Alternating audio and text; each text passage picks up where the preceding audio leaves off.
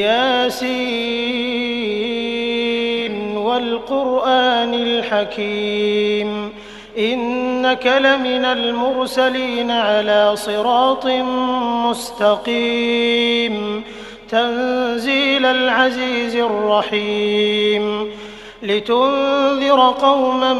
ما أنذر آباؤهم فهم غافلون لقد حق القول على أكثرهم فهم لا يؤمنون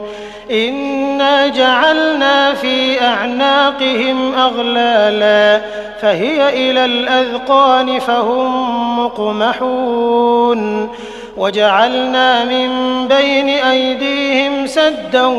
ومن خلفهم سدا فأغشيناهم فهم لا يبصرون وسواء